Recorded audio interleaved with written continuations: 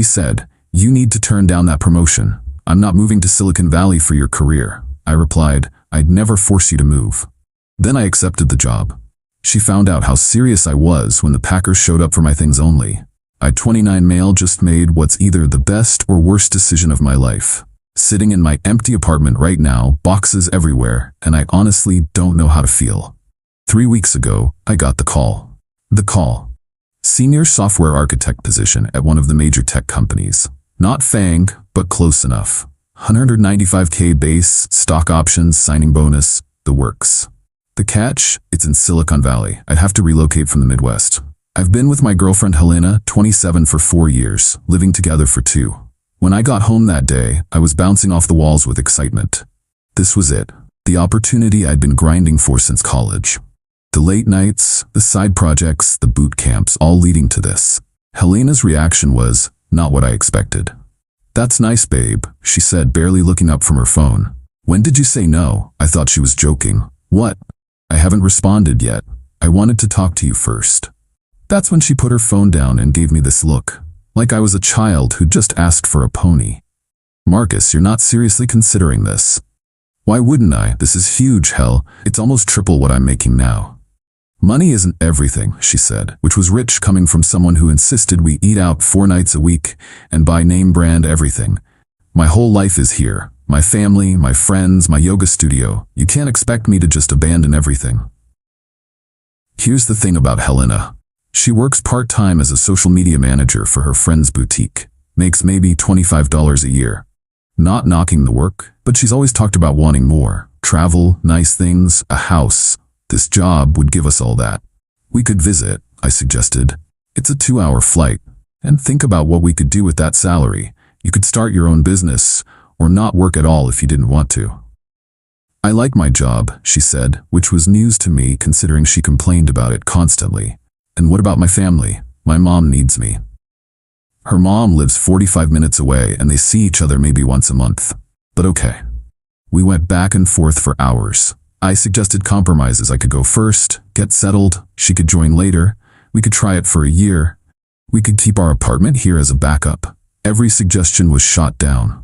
Finally, she stood up and delivered her ultimatum. "You need to turn down that promotion. I'm not moving to Silicon Valley for your career. If you loved me, you wouldn't even consider it." I looked at the woman I thought I'd marry someday and said the only thing I could, "I'd never force you to move." She smiled, kissed me and said, "Good, email them tomorrow." I did email them the next day. To accept the position. I know how that sounds. But here's what 4 years with Helena taught me. Every major decision in our relationship had gone her way. Where we lived, her choice. Where we vacationed, always near her family. What car I drove, she said my Honda was embarrassing. Hell, she even dictated my wardrobe.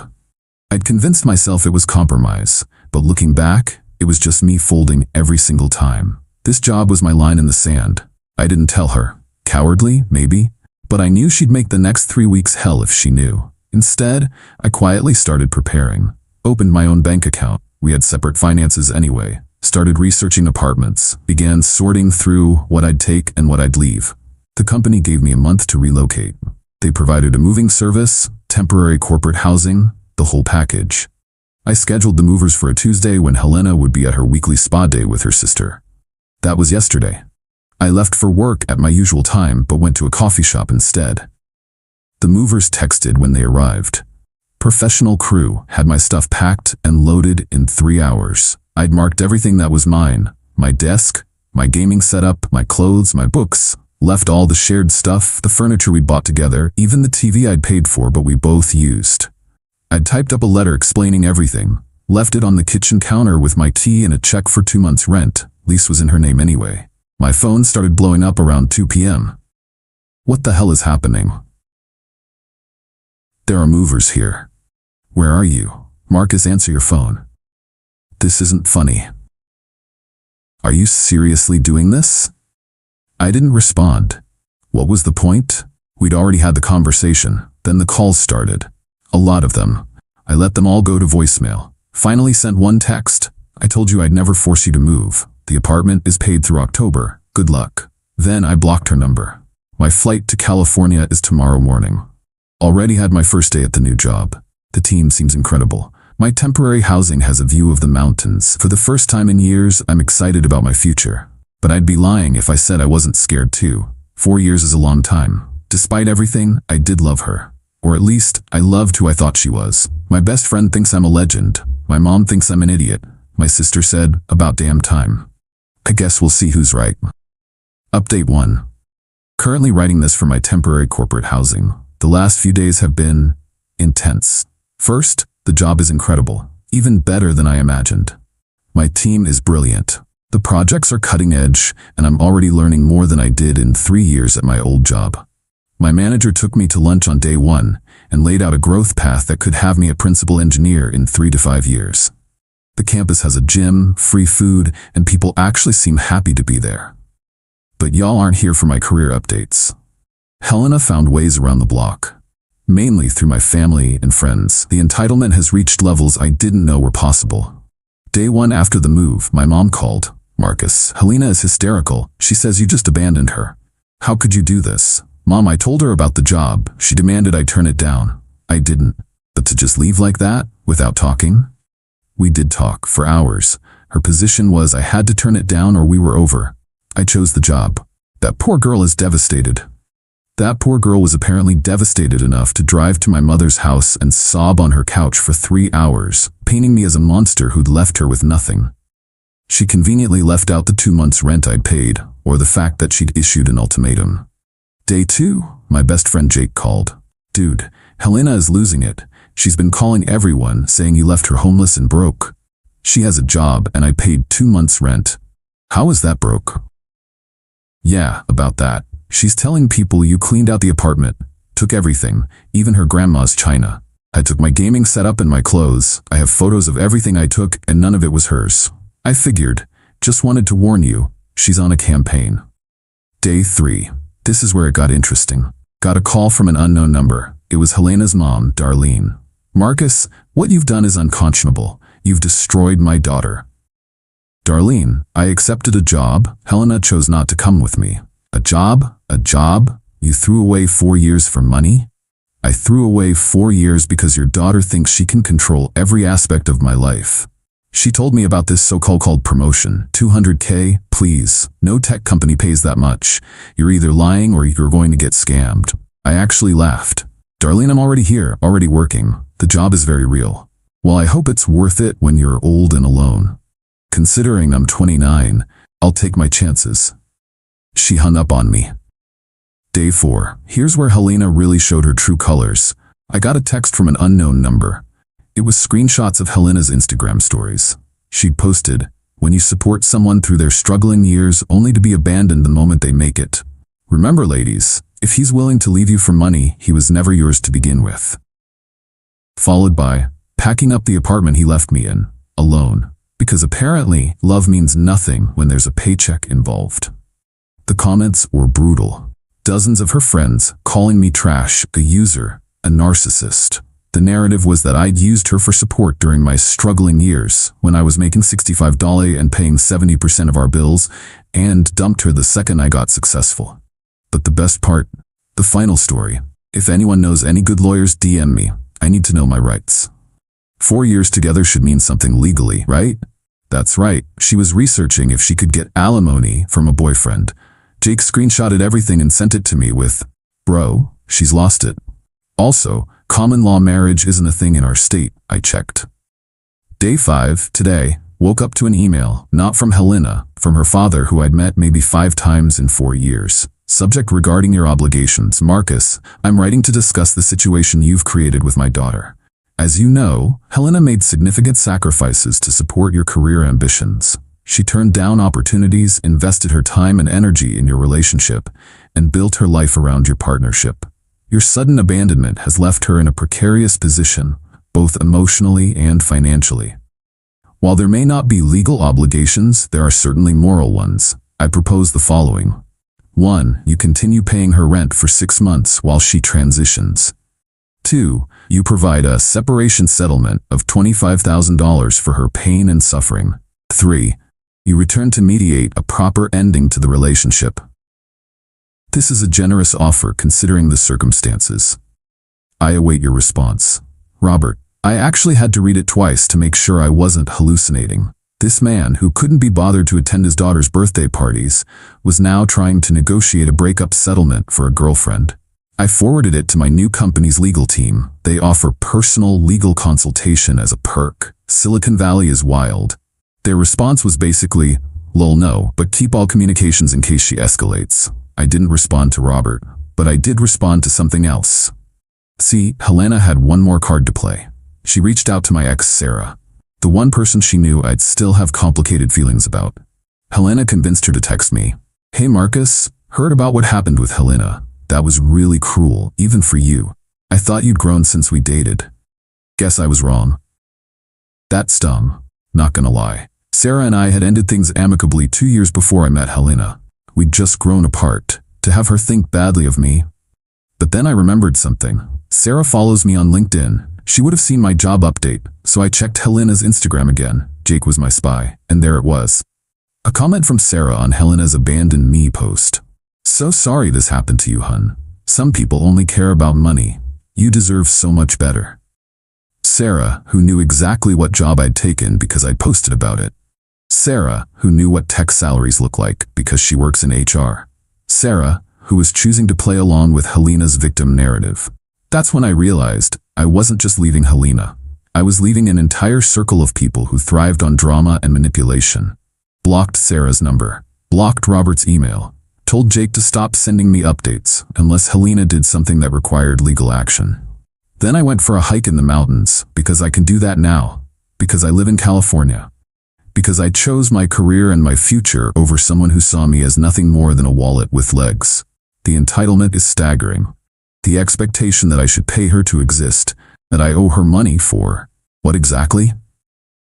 For letting me pay most of our bills? For controlling every aspect of our relationship? For demanding I turn down a life-changing opportunity? My signing bonus hits my account next week. I'm looking at apartments with mountain views. I'm building a life I actually want. And Helena? She's apparently still posting Instagram stories about being a survivor of financial abuse. The delusion is real, folks. Final update. This is going to be my last update because, honestly, I've moved on. But the way things concluded was so absurd, I had to share. 2 weeks after my last post, the entitlement reached its final form. Helena actually flew to California. I was leaving the office around 7 p.m., startup hours, when I saw her standing by my car in the parking garage. My first thought was, how the hell she found me? Then I remembered I'd tagged the company in my LinkedIn post. She looked different. Hair dyed, dressed like she was going to a club, full makeup at 7 p.m. on a Wednesday. This was Helena's win him back look. "We need to talk," she said. "No, we don't.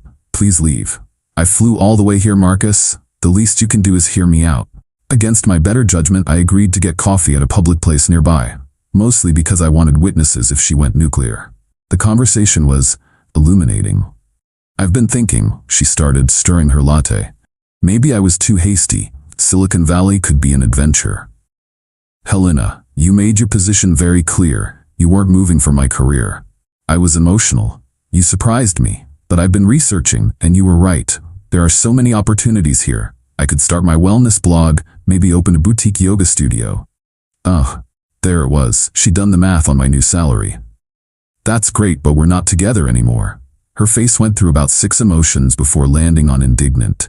"You can't be serious. 4 years, Marcus. You don't just throw away 4 years." "You're right, you don't. Which is why I couldn't believe you were willing to end it over a job opportunity." "I didn't end anything. You left, after you told me to choose between you and my career. I was testing you, seeing if you really loved me." And there it was. It had been a test, a power play, and when I didn't fold like I always had, her whole world imploded. "Helena, adults don't test each other, they communicate." What followed was 20 minutes of her cycling through manipulation tactics. Guilt. "I supported you through everything." Anger. "You're a selfish bastard." Bargaining. "We could do long distance for a while." Playing victim. "You've ruined my life." Seduction. "Remember how good we were together?" When none of it worked, she played her final card. "Fine. If you won't take me back, you owe me." "I owe you?" Do you know how humiliating this has been?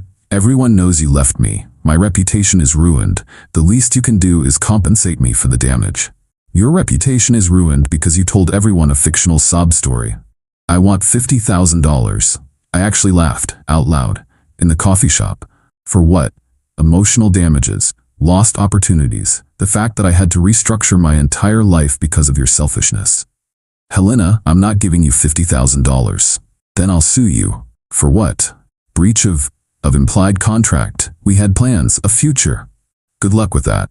She stood up, knocking her chair back. You'll regret this, Marcus. When you're alone in your fancy apartment with your fancy job, you'll realize what you lost. I already know what I lost. Control, manipulation, someone who saw me as a bank account. I'm good with that loss. She stormed out. But not before trying one last manipulation. Sarah was right about you. Sarah, who's been married for 3 years? That Sarah? The one you convinced to lie about knowing my job situation? Yeah, Jake told me you've been harassing her too. Her husband contacted him. The look on her face when she realized I knew about her lies was almost worth the plane ticket she'd wasted.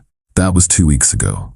Since then, 1. She flew back home and tried to start a GoFundMe titled, Starting Over After Financial Abandonment. It raised $45 from her mom before being taken down for fraud. 2. She posted on LinkedIn about being a survivor of tech bro culture and how Silicon Valley steals men's souls. She tagged my company. My HR reached out to me about it. We had a laugh and they sent her a cease and desist. 3. Her friend, the boutique owner, fired her because she kept missing work to process her trauma, aka stalk my social media and create fake accounts to message me. 4. According to Jake, she's now dating some crypto guy who promises he's about to make it big, so that's going well. 5. Her dad sent one more email threatening legal action. My company's legal team responded with a beautiful letter that basically said, bring it. Haven't heard from him since. Meanwhile, I 1. Found an amazing apartment with a view of the bay. 2. Got invited to present at a major tech conference next month.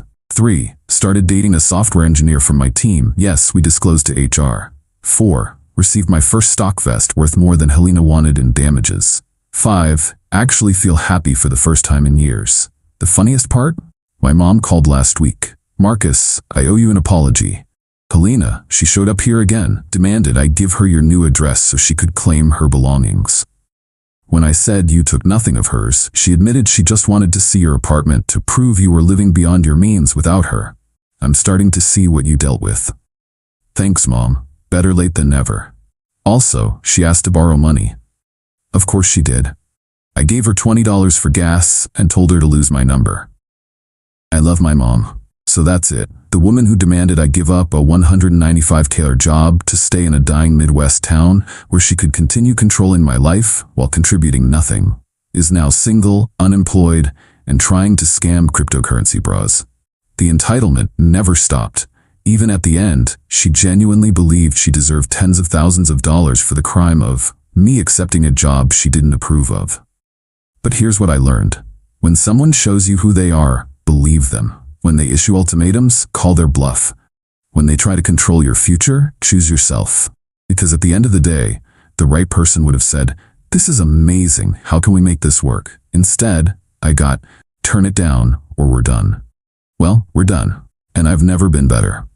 Thanks for following along with this weird journey. I'm gonna go enjoy my view and my stock options in my life without someone who thinks love means control. Peace out.